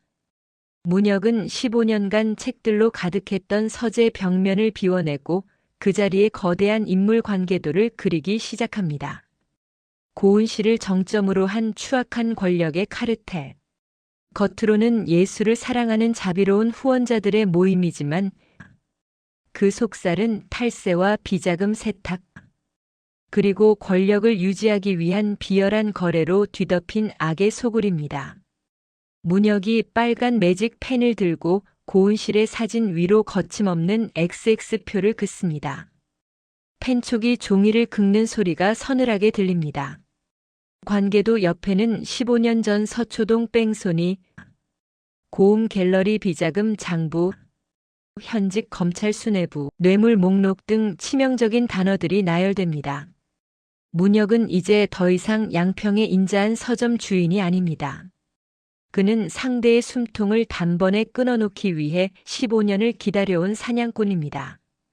고은실 가문이 누려온 그 모든 영화가 사실은 문혁의 아내를 죽이고 그 진실을 짓밟은 대가였다는 사실이 서류의 행간마다 피냄새를 풍기며 드러납니다. 품격, 근본, 고은실, 당신이 그토록 자랑하며 내 딸을 짓밟던 그 가짜 성벽이 무너질 때 어떤 표정을 지을지 정말 궁금하군. 당신의 품격은 위선이었고 당신의 근본은 범죄였어. 내 딸 연우가 흘린 눈물 한 방울이 당신 가문 전체의 피눈물이 되게 해주지. 이제 내가 당신의 그 잘난 갤러리를 무덤으로 만들어줄 테니까. 가장 처절한 복수는 단숨에 끝내는 것이 아닙니다. 상대가 가장 자랑스러워하는 것을 하나씩 무너뜨려 스스로가 얼마나 추악한 존재였는지 깨닫게 하는 것이죠. 문혁은 밤새도록 대한민국 최고의 정보망을 가동했습니다. 15년 전 그에게 목숨을 비쳤던 이들, 그의 정의로움에 감복해 힘을 보태고자 했던 숨은 조력자들이 어둠 속에서 응답하기 시작했습니다. 다음 날 아침, 창밖은 언제 비가 왔냐는 듯 눈부시게 맑습니다. 연우가 무거운 몸을 이끌고 거실로 나옵니다. 식탁 위에는 김이 모락모락 나는 황태해장국과 정갈한 밑반찬들이 놓여 있습니다. 그리고 그 옆에 놓인 아빠의 친필 메모. 연우야, 이제 아빠가 내 뒤에 서 있을게. 넌 더 이상 숨지 않아도 된단다. 그저 당당하게 걷기만 해라. 아빠가 세상의 모든 바람을 막아주는 성벽이 되어줄게. 사랑한다, 우리 딸. 메모를 읽는 연우의 눈에서 맑은 눈물이 툭 떨어집니다. 어제의 절망적인 눈물이 아닌 든든한 보호막을 찾은 아이의 안도감이 섞인 눈물입니다. 하지만 연우는 모릅니다. 이 다정한 메모를 남긴 아버지가 지금 어떤 전쟁터로 향하고 있는지 말이죠. 집 밖 정장을 말끔하게 차려입은 문혁이 15년간 아껴온 검은색 세단에 올라탑니다. 차창에 비친 그의 눈빛은 인자한 아버지가 아닌 적진을 향해 돌진하는 장수의 그것입니다. 이제 판은 완전히 뒤집혔습니다.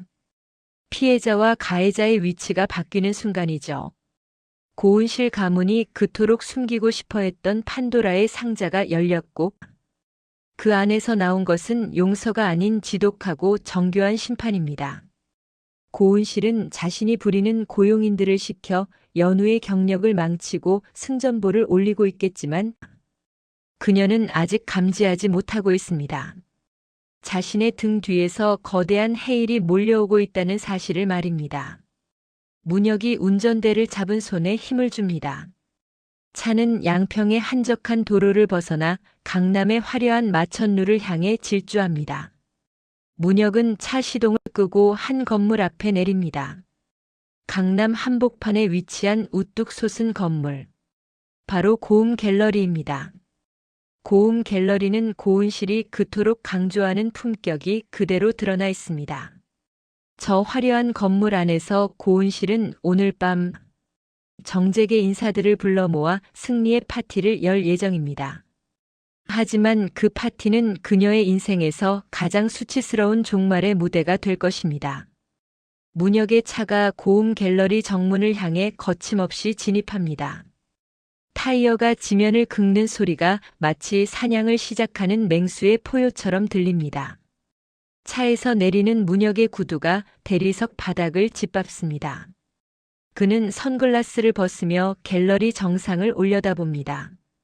그의 입가에 비친 서늘한 미소와 함께 음악이 거대하게 고조되며 화면이 암전됩니다. 성 쌓는 데는 평생이 걸리지만 무너지는 데는 단 하루면 충분합니다. 그 견고해 보이던 성벽이 사실은 젖은 모래로 쌓아 올린 가짜였다면 더욱 그렇겠지요. 고은실 이사장이 자신의 우아함을 전시하기 위해 공들여 쌓아 올린 고움. 갤러리의 찬란한 금빛 성벽이 오늘 아침 비명조차 지르지 못한 채 붕괴하기 시작했습니다. 강남 한복판 고움 갤러리 정문 앞입니다.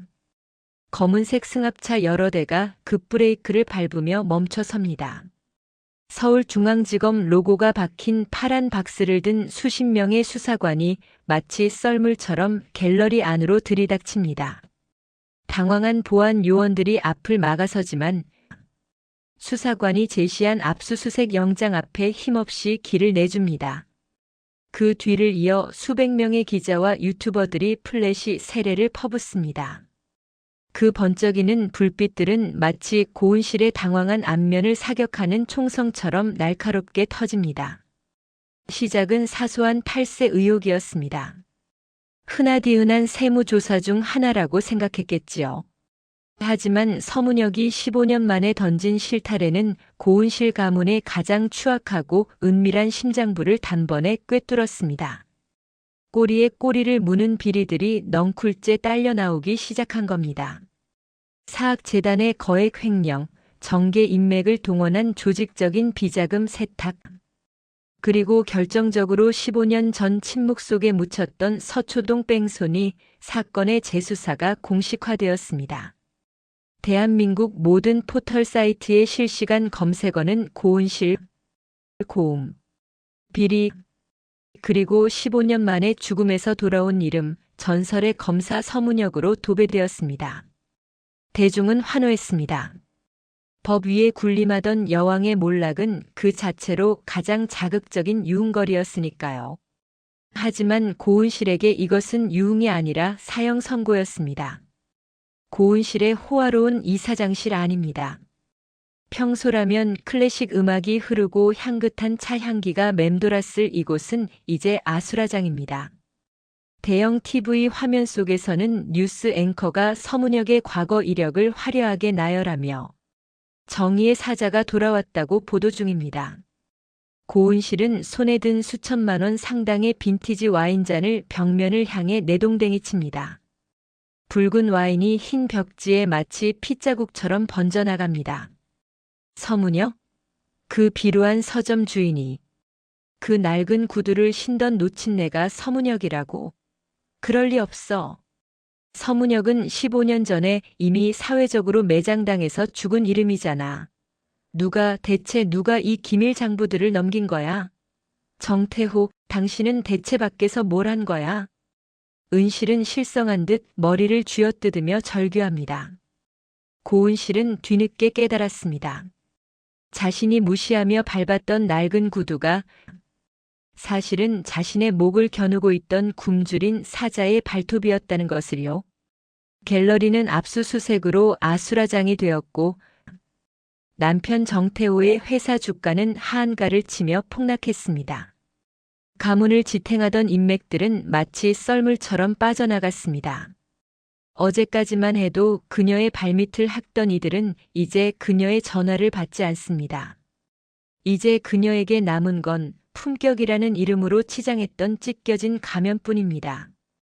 비 내리는 양평의 한옥 서점 윤술로. 며칠 전의 화창함은 온데간데 없고 하늘은 구멍이 난 듯 무거운 빗줄기를 쏟아냅니다. 기와를 때리는 빗소리는 마치 누군가의 거친 숨소리처럼 규칙적이고 차갑게 서점 마당을 메웁니다. 하늘도 이 처절한 심판에 동참하려는 걸까요? 인과응보라는 오래된 격언이 이토록 잔인하게 실현되는 순간을 본 적이 있으신가요? 며칠 전 상견례장에서 찢겨진 진주알을 가슴에 품고 피눈물을 흘리며 도망치듯 돌아왔던 그 길 위로 이제는 상황이 완전히 역전된 채 고은실 부부가 차를 몰고 달려옵니다. 웅장한 엔진 소리와 함께 최고급 독일제 세단이 진흙탕을 사방으로 튀기며 서점 앞마당에 급제동합니다. 빗물에 젖은 진흙이 차체에 달라붙어 그 화려하던 자태를 가립니다.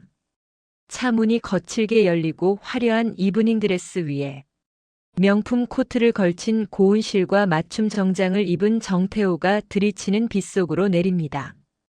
우산조차 받쳐들 여유가 없는지 그들은 쏟아지는 비를 온몸으로 맞으며 처마 아래 툇마루를 응시합니다. 그들의 눈동자에는 오만함 대신 벼랑 끝에 몰린 쥐의 절박함이 서려 있습니다. 저기 툇마루에 앉아있는 남자를 보십시오. 평소 입던 낡고 보풀이 일어난 스웨터는 이제 없습니다.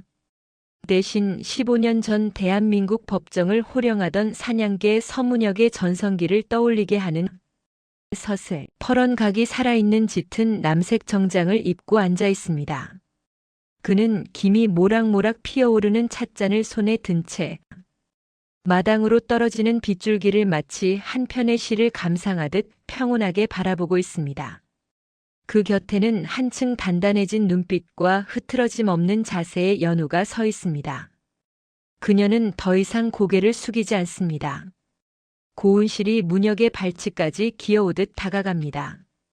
평소라면 흙 한 방울 묻을까 노심초사했을 그녀의 명품 구두가 진흙에 푹푹 빠지고 수천만 원을 호가하는 실크 치맛단이 흙탕물에 젖어 엉망으로 뭉개집니다.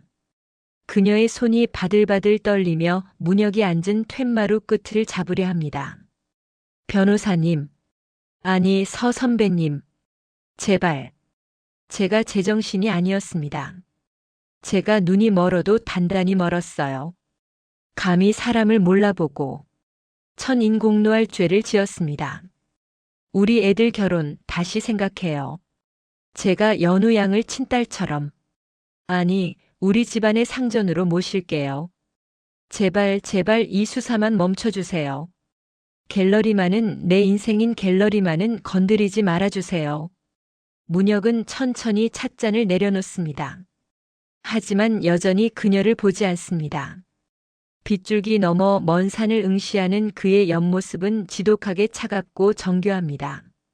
이사님, 며칠 전 그 화려한 호텔에서 제게 하신 말씀 똑똑히 기억하고 있습니다.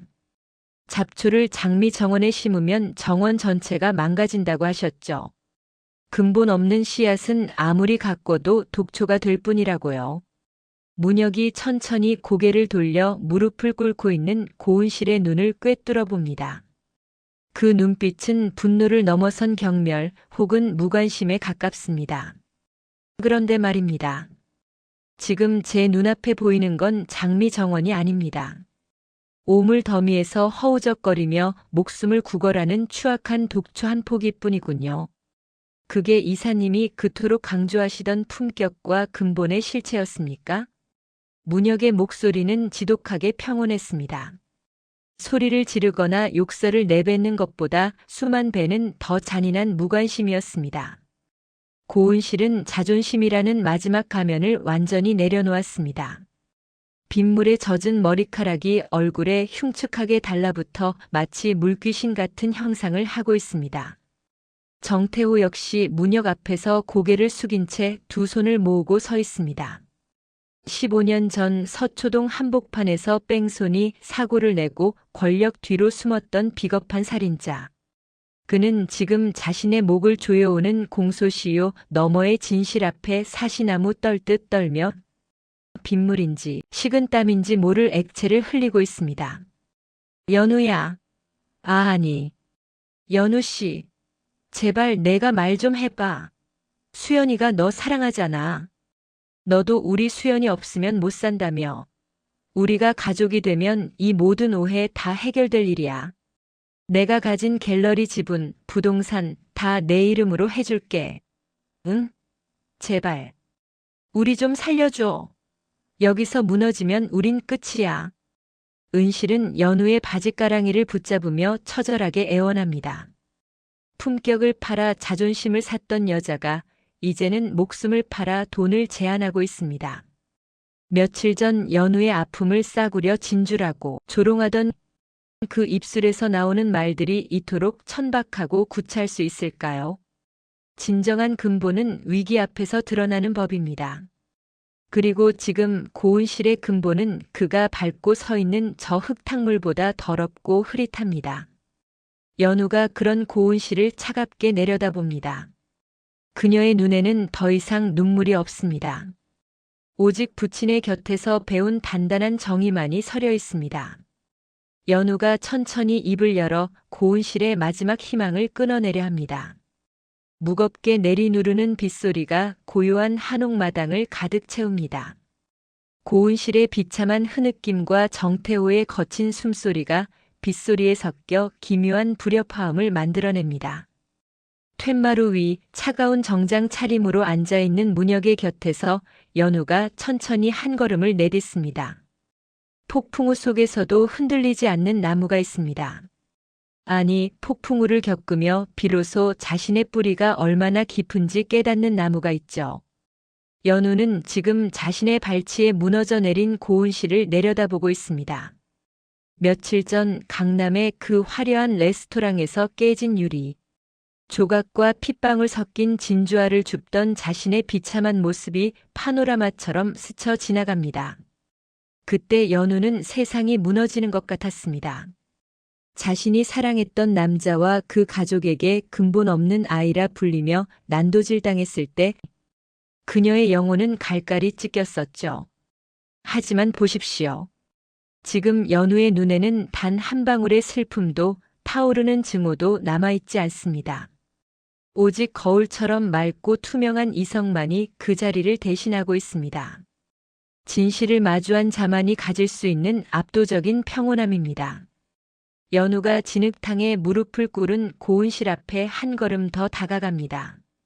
비에 젖은 고은실의 고귀한 실크 드레스가 흙탕물에 젖어 검게 변해갑니다. 연우는 허리를 숙이지도 목소리를 높이지도 않습니다. 그녀는 은실이 예전에 자신에게 던졌던 그 잔인한 독설들을 이제는 가장 우아하고 서늘한 어조로 되돌려주기 시작합니다. 이사장님, 제가 일전에 말씀드린 적 있죠? 이 진주 목걸이는 제가 태어나기도 전부터 아빠가 엄마를 위해 준비하셨던 저희 엄마의 유일한 유품이라고요. 그때 이사장님은 제게 뭐라고 하셨나요? 알도 제각각이고 빛깔도 탁한 시장 바닥 싸구려 같다고 하셨죠? 그런 걸 목에 걸고 있는 제 모습이 천박하다고도 하셨고요. 은실은 빗물에 젖은 얼굴을 들어 망연자실하게 연우를 올려다봅니다. 입술이 파르르 떨리지만 아무런 대꾸도 하지 못합니다. 그런데 보세요. 지금 이 차가운 진흙탕에 처박혀 울부짖는 당신의 그 잘난 품격이야말로 제가 본 그 어떤 것보다 싸구려 같네요. 세상에서 가장 값싼 동정을 구걸하는 그 모습이 당신이 그토록 경멸하던 시장 바닥의 아우성보다 훨씬 더 추악해 보여요. 안 그런가요? 연우의 목소리는 빗소리를 뚫고 송곳처럼 날카롭게 꽂힙니다. 고은실은 마치 보이지 않는 채찍에 맞은 듯 몸을 움츠립니다. 그녀가 평생을 바쳐 구축해온 고귀한 가문의 허상이 연우의 단 몇 마디 말에 모래성처럼 허물어지고 있습니다. 품격이라는 이름의 가면을 벗겨내자 드러난 것은 추악한 욕망과 비겁함으로 가득 찬 괴물의 민낯뿐이었습니다. 이사님이 그토록 강조하시던 근본. 이제야 확실히 알 것 같아요. 진짜 근본은 위기 상황에서 미천이 드러날 때 비로소 증명되는 거였네요. 드러나지 말아야 할 진실이 밝혀질까봐 자식의 사랑을 거래 도구로 쓰고 사람의 목숨을 돈과 권력으로 덮으려 했던 당신들의 그 천박한 근본 말이에요. 당신들이 말한 장미정원은 애초에 오물 위에 세워진 신기루였을 뿐이에요. 마당 한편에서 이 광경을 지켜보던 정태호가 고개를 떨굽니다. 15년 전 한 여자의 목숨을 앗아가고도 죄책감 없이 살았던 대가가 지금 자신의 아내와 아들의 몰락으로 돌아오고 있다는 사실에 공포를 느낍니다. 이때 차 문이 거칠게 열리며 수연이 달려나옵니다. 수연이 빗속을 뚫고 연우에게 다가와 그녀의 젖은 손을 간절하게 잡으려 합니다. 하지만 연우는 뱀을 본 듯 혐오스러운 눈빛으로 그 손을 세차게 쳐냅니다. 연우야, 내가 다 잘못했어. 내가 비겁했어. 그때 내가 엄마를 막았어야 했는데. 내가 무능해서 너를 지키지 못했어. 우리 다시 시작하자. 내가 집안의 모든 걸 포기하고 너한테 갈게. 내가 다 보상할게, 연우야. 수연 씨, 보상은 내가 아니라 법원에서 하세요. 당신이 말하는 그 보상이라는 거, 결국 당신 집안이 훔친 돈과 권력으로 하겠다는 뜻 아닌가요? 나를 지키지 못한 당신은 내 곁에 있을 자격이 1초도 없어요. 어머니의 그 지독한 폭언 뒤에서 침묵으로 일관하며 방관했던 당신도 결국은 가해자일 뿐이니까요. 연우야, 제발. 우리 결혼요? 아니, 우리 인연은 그날 그 레스토랑 바닥에서 깨진 물잔과 함께 이미 산산조각 났어요. 더러운 손으로 다시 이어 붙일 생각 마세요. 당신과 당신 가족이 내뱉은 그 역겨운 말들이 내 귀에 아직도 생생하니까. 이제 그만 가주세요. 당신들의 그 비천한 근본이 우리 집 마당을 더럽히는 걸 더 이상 보고 싶지 않네요. 연우는 더 이상 할 말이 없다는 듯 미련 없이 몸을 돌립니다. 수연이 뒤에서 그녀의 이름을 부르며 오열하고 고운실이 빗물 섞인 통곡을 쏟아내지만 연우는 단 한 번도 뒤돌아보지 않습니다. 툇마루를 지나 따뜻한 불빛이 새어나오는 서점 안으로 들어서는 그녀의 뒷모습은 그 어느 때보다 당당하고 고귀합니다. 연우는 이제야 깨달았습니다. 흩어졌던 진주 목걸이를 다시 꿰는 방법은 과거로 돌아가는 것이 아니라 스스로가 더 단단한 실이 되어 자신의 가치를 엮어내는 것임을요. 15년 전 잃어버렸던 엄마의 명예와 짓밟혔던 아버지의 진심, 그리고 자신의 무너진 자존심까지. 연우는 오늘 이 빛 속에서 비로소 세상 그 무엇보다 단단하고 빛나는 자신만의 목걸이를 완성했습니다. 연우가 서점 안으로 사라지고 툇마루에 홀로 남은 문혁이 찻잔을 내려놓으며 자리에서 일어납니다. 그의 서늘한 그림자가 마당에 무릎 꿇은 고운실 부부를 길게 덮습니다. 문혁의 입가에 맺힌 작은 미소는 자비가 아닌 완벽한 파멸을 예고하는 사냥꾼의 미소입니다. 비는 그칠 줄 모릅니다. 아니, 어쩌면 이 비는 지난 15년 동안 서문혁이라는 남자의 가슴 속에 고여있던 응어리가 터져 나오는 것일지도 모르겠습니다. 그의 정장 바짓단에 차가운 빗물이 들이치지만 그는 아랑곳하지 않습니다. 그는 이제 마지막 심판을 위해 자신의 아내를 앗아가고도 뻔뻔하게 고개를 들고 살았던 한 남자에게 다가갑니다. 정태호는 공포에 질려 어깨를 들썩이며 감히 문혁의 눈을 마주하지 못합니다. 문혁은 허리를 숙여 오직 정태호만이 들을 수 있는 낮고 서늘한 목소리로 속삭입니다. 정태호 씨. 15년 전 그날 밤 서초동 외곽도로의 가로등은 유난히 어두웠지. 자네가 운전하던 검은색 세단이 내 아내를 치고 잠시 멈췄을 때 자네는 차에서 내리지 않았어. 대신 가속 페달을 밟았지. 그 차의 번호판 숫자 4자리. 내가 지난 5475일 동안 매일 밤 벽에 써내려갔던 그 번호를 내가 잊었을 것 같나? 문혁의 눈에 순간적으로 붉은 살기가 스치고 정태호의 눈동자는 경악으로 커집니다. 그는 마치 유령을 본 듯 입을 벌린 채 숨을 들이켜지도 못합니다. 온몸이 사시나무 떨듯 떨리며 진흙 바닥을 짚은 손가락이 파르르 떨립니다. 공소시효가 지났다고 안심하고 있었겠지. 당신이 매수한 수사관들이 증거물을 폐기했다고 믿었겠지. 하지만 틀렸어. 자네가 은폐했던 그날의 혈흔이 묻은 범행 차량 조각들, 그리고 자네의 자백이 담긴 비밀 녹취록까지. 내가 15년 동안 전국을 뒤져 하나하나 다 찾아냈네. 이제 당신이 누리던 그 화려한 펜트하우스 감옥에서 차가운 쇠창살이 있는 진짜 감옥으로 옮길 시간이야.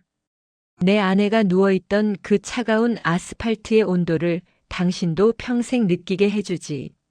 사자의 마지막 일격은 화려하지 않았습니다.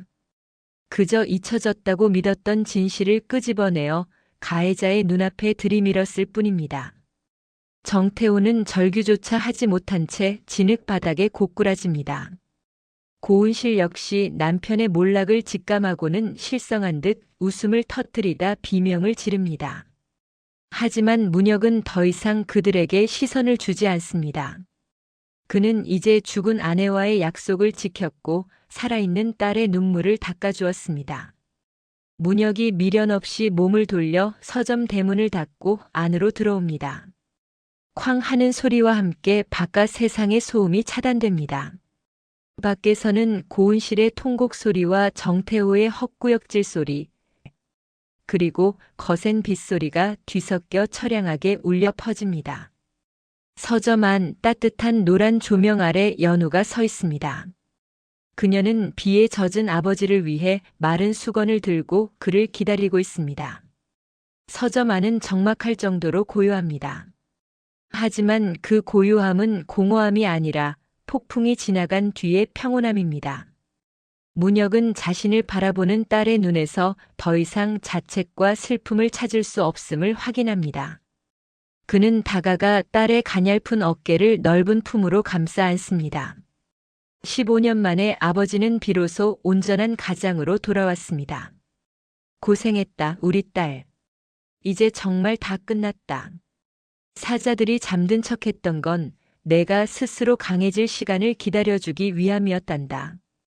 이제 그 누구도 너를 함부로 부르지 못할 거야. 고마워요, 아빠. 정말 고마워요. 이제야 엄마한테 당당하게 갈 수 있을 것 같아요. 엄마가 남겨준 진주가 왜 그렇게 투박했는지 이제 알 것 같아요. 예쁘게 보이는 것보다 깨지지 않는 게 더 중요했기 때문이었어요. 저 이제 절대로 깨지지 않을게요. 며칠간 세상을 휩쓸었던 비가 완전히 그친 뒤 양평의 숲은 아침 햇살을 머금어 보석처럼 빛납니다. 물기를 가득 머금은 잎사귀들은 그 어느 때보다 선명한 초록빛을 내뿜고 한옥 서점, 윤술루의 기와 지붕 위로는 하얀 김이 모락모락 피어오르며 평화로운 기운을 더합니다. 폭풍이 지나간 자리에는 언제나 고요함이 찾아옵니다. 사람들은 그 고요함을 폭풍의 잔해라 부르기도 하지만 사실 그것은 파괴의 흔적이 아닙니다. 오히려 상처를 씻어내고 새로운 생명이 돋아나기 위해 대지가 숨을 고르는 비옥한 침묵에 가깝죠. 지난 몇 달간 대한민국을 뒤흔들었던 고움 갤러리의 거대한 비리 사건, 그리고 15년 전 어둠 속에 묻혔던 서초동 뺑소니 사건의 진실은 이제 법의 엄중한 심판대 위에서 하나둘 그 결론을 맺었습니다. 화려한 실크 드레스와 값비싼 보석으로 자신들의 추악한 내면을 가리고 세상을 기만하던 이들은 이제 차가운 담장 안에서 자신들이 지은 죄의 무게를 온몸으로 견디고 있습니다. 그들이 그토록 강조하던 품격과 근본이 사실은 얼마나 허망한 모래성이었는지, 무너진 폐허 속에서 그들은 비로소 마주하고 있을까요? 거실 한 구석에 놓인 TV 뉴스 화면이 짧게 스쳐 지나갑니다. 고움 갤러리 고은실 전 이사장, 징역 7년 실형 선고, 정태호 회장, 뺑소니 사고 은폐 및 법정 구속으로 징역 10년 선고. 한때 사교계의 여왕으로 불리며 카메라 플래시를 독점하던 고은실이 수의를 입고 수갑을 찬 채 법정을 나서는 모습이 클로즈업됩니다. 그녀를 감싸던 인맥들은 썰물처럼 빠져나갔고 그녀의 곁에는 이제 차가운 바람만이 머뭅니다. 화려했던 여왕의 몰락은 처참할 정도로 초라했습니다. 사람들은 묻습니다.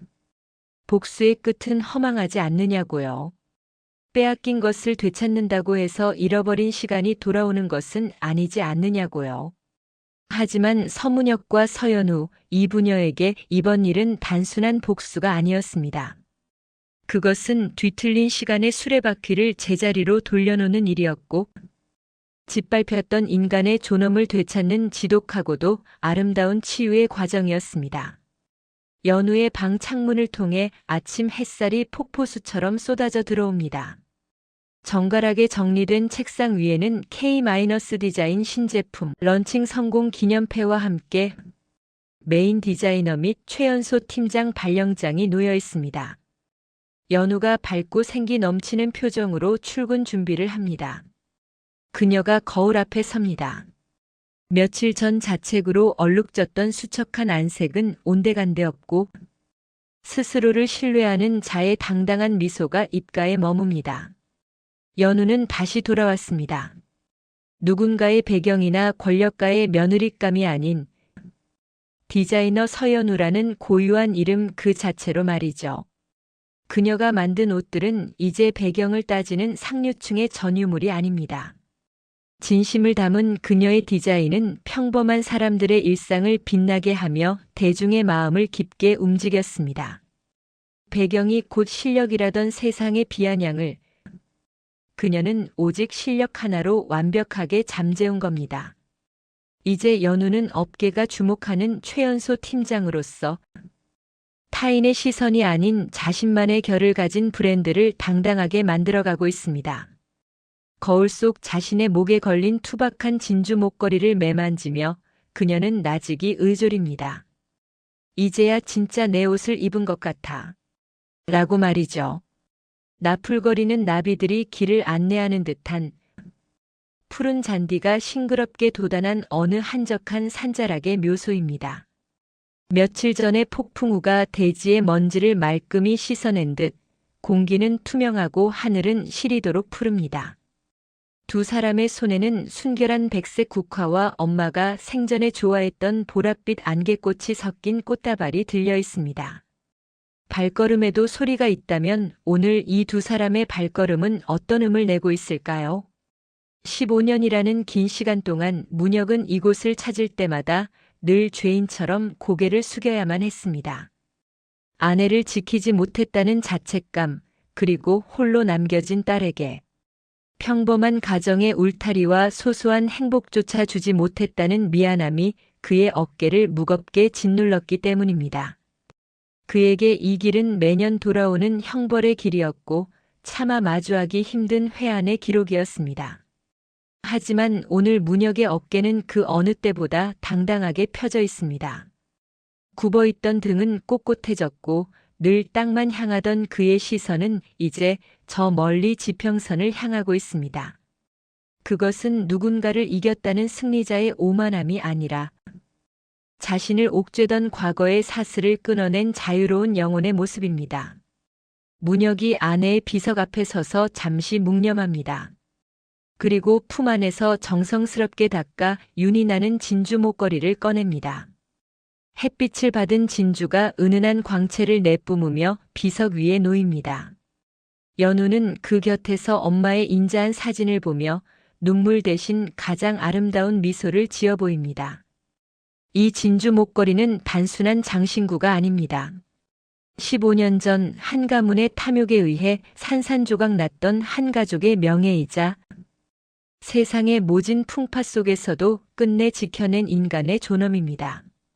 문혁은 이 목걸이를 비석 위에 올려두며 비로소 아내와 나누었던 무언의 약속을 완수했음을 알립니다.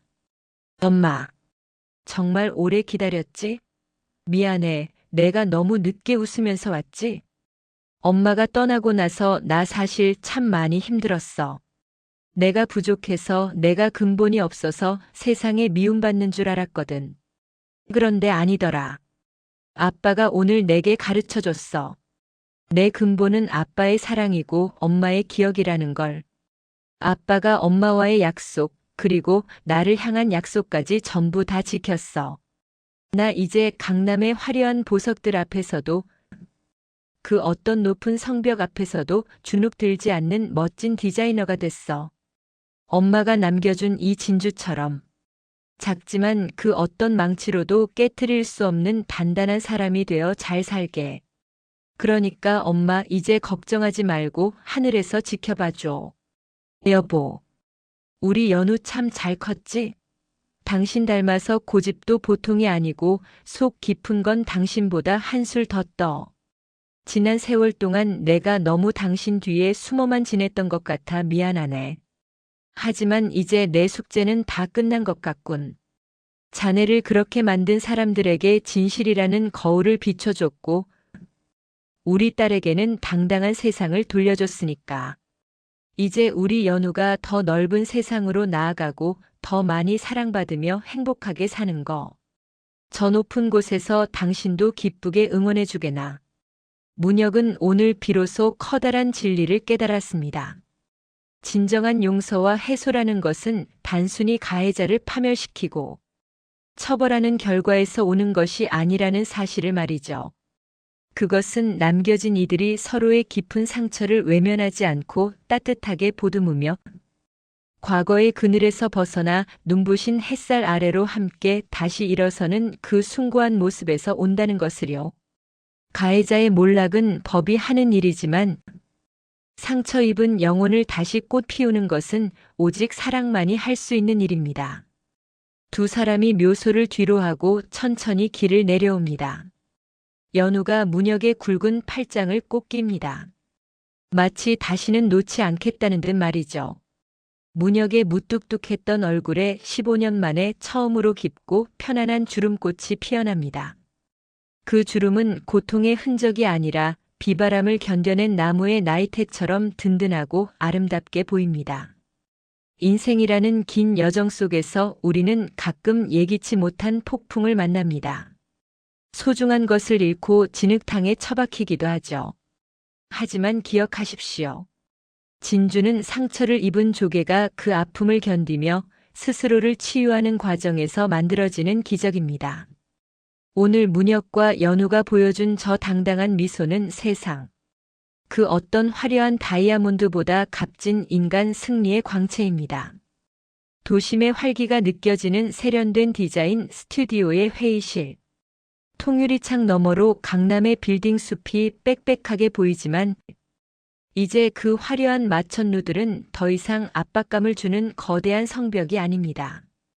회의실 안 연우가 팀원들 앞에서 새로운 프로젝트의 시안을 설명하며 회의를 주도하고 있습니다. 그녀의 손짓에는 확신이 서려 있고 목소리에는 단단한 힘이 실려 있습니다. 자존감이라는 것은 누구에게 증명받는 것이 아닙니다.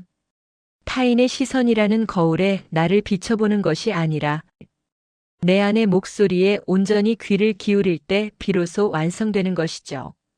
한때 강남의 이 화려한 빌딩 숲은 연우에게 숨이 막힐 듯한 거대한 감옥이었습니다. 이곳의 공기조차 자신과 어울리지 않는다고 생각하며 매일같이 자책하던 시절이 있었죠. 그녀의 눈동자는 더 이상 저 가짜 성벽의 휘황찬란함에 휘둘리지 않습니다. 오히려 그 화려함 뒤에 숨겨진 공허함을 꿰뚫어보는 여유마저 느껴집니다.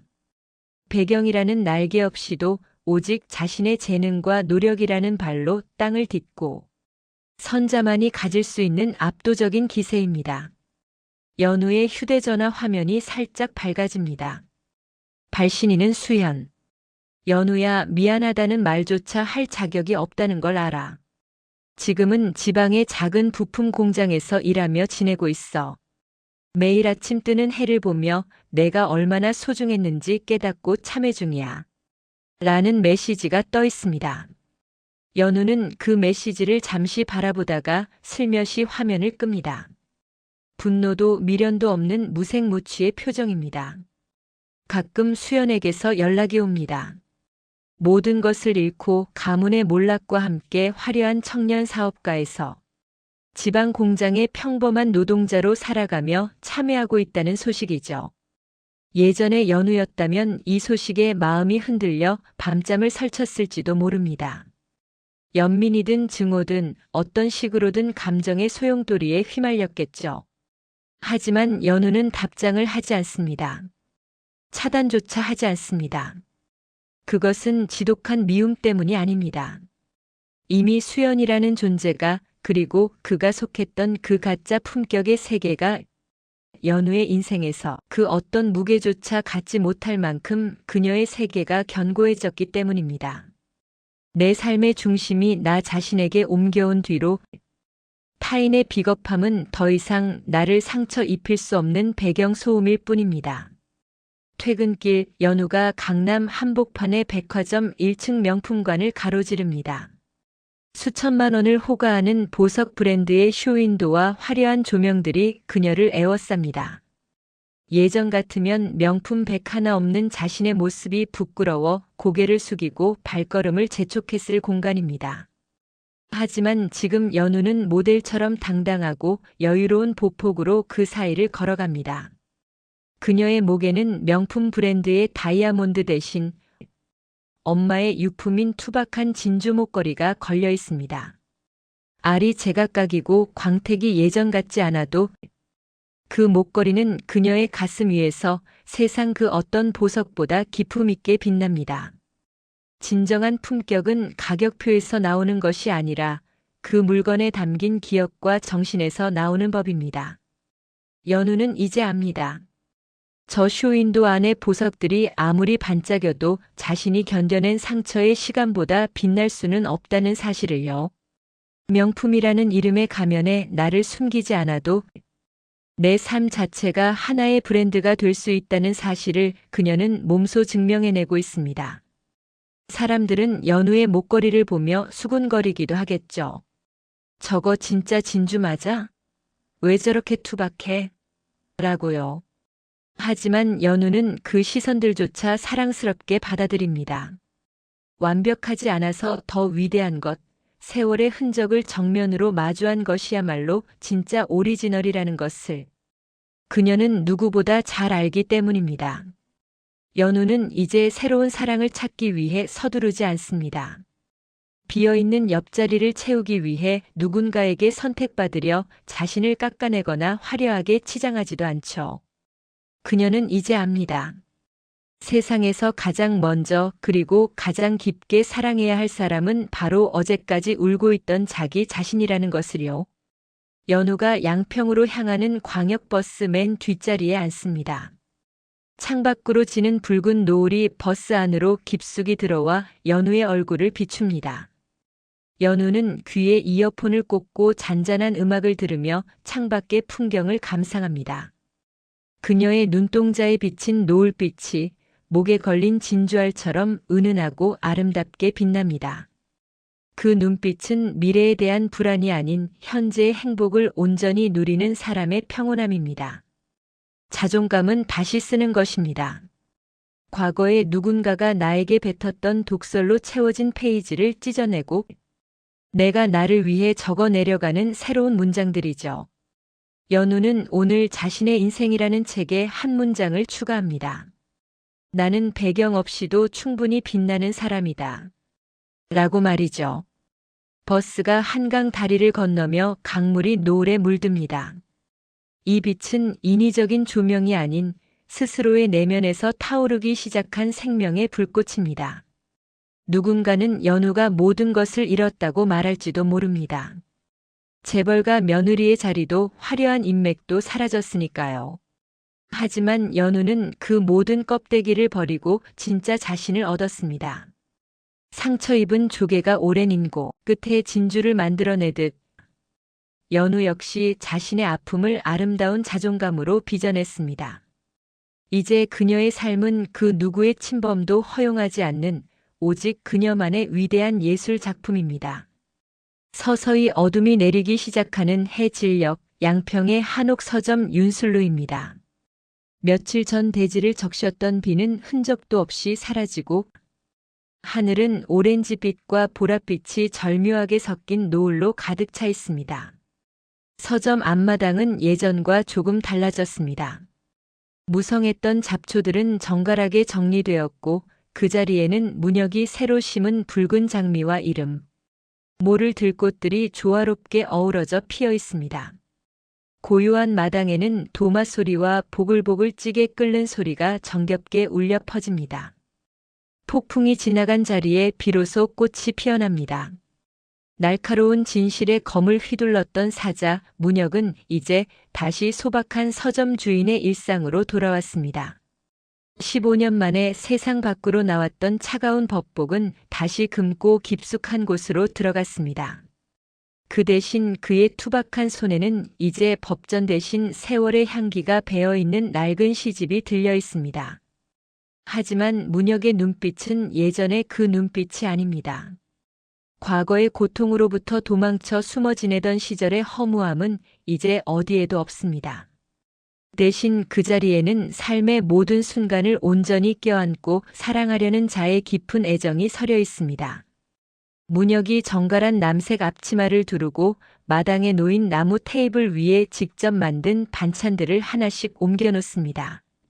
김이 모락모락 나는 밥상을 차리는 그의 손길은 그 어떤 법리 논쟁보다 정교하고 다정합니다. 그때 정적을 깨는 경쾌한 발걸음 소리와 함께 대문이 활짝 열립니다. 연우가 업무용 가방을 어깨에 메고 환한 미소를 띠며 마당으로 들어옵니다. 아빠 나왔어. 라는 맑은 목소리가 마당의 공기를 단번에 생기로 가득 채웁니다. 문혁은 하던 일을 멈추고 고개를 들어 딸을 바라봅니다. 두 사람의 시선이 마주치는 순간 세상에서 가장 따뜻한 불꽃이 피어오릅니다. 우와 아빠, 오늘 메뉴는 뭐야? 대문 밖까지 맛있는 냄새가 진동하더라. 나 오늘 회의하느라 점심도 제대로 못 먹어서 진짜 배고팠거든. 고생 많았다. 우리 서 팀장님, 기력 보충 좀 하시라고 싱싱한 민어탕 좀 끓였다. 살이 아주 실해. 얼른 들어가서 손 씻고 와라. 아빠가 오늘 후식으로 마실 특별한 차도 미리 준비해놨다. 두 사람이 마당 테이블에 마주 앉습니다. 노을이 한옥 기와 지붕을 붉게 물들이고 멀리 숲속에서 들려오는 풀벌레 소리가 세상에서 가장 완벽한 배경음악이 되어줍니다. 문혁이 정성스럽게 끓인 민어탕을 연우의 그릇에 가득 담아줍니다. 연우는 아빠가 차려준 밥상을 보며 아이처럼 행복해합니다. 우리는 흔히 완벽한 가족을 꿈꿉니다. 남부러울 것 없는 부유한 환경, 대단한 가문 배경, 그리고 빈틈 하나 없이 잘난 구성원들.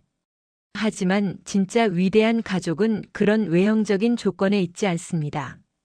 서로의 깊은 아픔을 외면하지 않는 용기, 무너진 자존감을 함께 세워주는 인내. 그리고 비바람이 몰아쳐도 끝까지 서로의 손을 놓지 않는 사랑의 깊이로 완성되는 것이죠. 문혁과 연우는 화려한 성체에 살지는 않지만 서로의 영혼을 지켜주는 가장 단단한 요새가 되었습니다. 배경이 없어서 흔들렸던 시절을 지나 이제는 서로가 서로에게 가장 든든한 배경이 되어준 것입니다. 문혁이 젓가락으로 생선살을 정성스럽게 발라 연우의 하얀 밥그릇 위에 살포시 올려줍니다. 연우는 그 밥을 크게 한 입 떠서 입안 가득 넣고 행복한 웃음을 터뜨립니다. 노을 지는 서점 마당에서 서로를 바라보며 웃고 있는 부녀의 그 풍경은 세상 그 어떤 명화보다 아름답습니다. 연우야, 넌 그 모진 풍파 속에서도 충분히 잘 컸다. 그리고 이 아빠도. 너 덕분에 이제야 진짜 어른이 된 것 같구나. 내 딸로 태어나줘서 그리고 다시 나를 아빠로 불러줘서 정말 고맙다.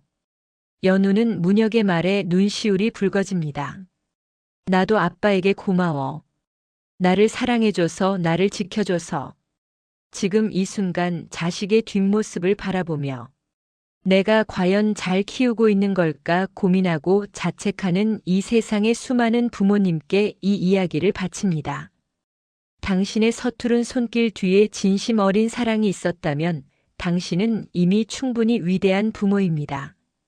당신이 고통 속에서 심은 그 사랑의 씨앗은 비록 지금은 보이지 않을지라도 언젠가 반드시 연우의 진주처럼 눈부신 광채를 내뿜으며 피어날 테니까요. 다시 피어난 진주 서연우. 그녀의 이야기는 여기서 마침표를 찍지만 그녀가 보여준 당당한 발걸음은 이제 여러분의 삶 속에서 계속될 것입니다. 여러분의 가슴 속에도 저마다의 아픔을 견뎌내며 빚어낸 빛나는 진주 한 알이 있음을 잊지 마십시오. 당신은 그 자체로 고귀하고 그 자체로 충분합니다. 오늘 이야기는 여기까지입니다. 오늘도 수신 상태 양호합니다. 계신 곳까지 잘 전달되었나요? 잘 전달되었다면 구독, 좋아요, 알림 설정 부탁드립니다. 영상 제작에 큰 도움이 됩니다. 그리고 오늘 하루 어떠셨는지 댓글로 남겨 하루를 공유해 주세요. 다음엔 더 따뜻한 이야기로 찾아뵙겠습니다. 오늘 하루도 고생 많으셨습니다.